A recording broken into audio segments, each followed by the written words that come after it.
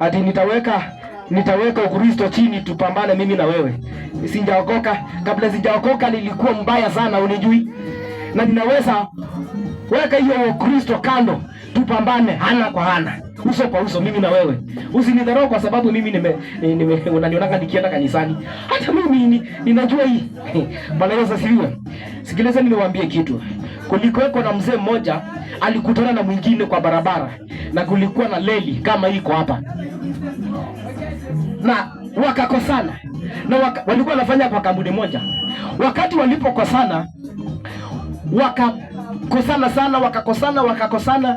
Ikafika wakati mmoja alikuwa ameokoka, na mwingine hajaokoka. Huyo hajaokoka anamwambia, mimi nashangaa hata mzee unaendanga kanisani kufanya nini? Heri mimi sijaenda kanisa na mimi niko na akili. Wewe una akili na Sunday unaendanga ukibeba Biblia yako. Kanisani kwani mnafundishangwa nini na pastor wenu huko kanisani? Na ndio maana nilichukia kwenda kanisa. Ndio maana mimi sitaki kwenda kanisa tena. Huyu akadhiakiwa sababu hasira ilipanda juu yake, kulingana vile shetani anatumia huyu hasira ipande huyu mwingine ambaye ameokoka.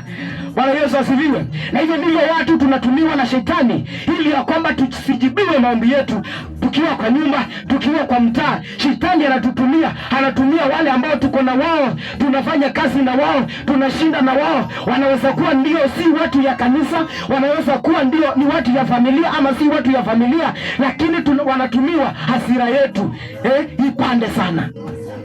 Akaambia mwenzake, mzee sikiliza nikuambie, tukiingia kwa ngumi au niwezi. Na akamwambia, angalia niko na pesa kukuliko. Na kama ni mabibi niko na wengi zaidi yako. Na kama ni watoto niko na wengi zaidi yako. Pia kama ni nguvu niko na nyingi kukuliko. Na mzee akatoa koti. Akamwambia, angalia, ni kweli unashinda ukisema nimeokoka. Usione kama siwezi nikakupiga.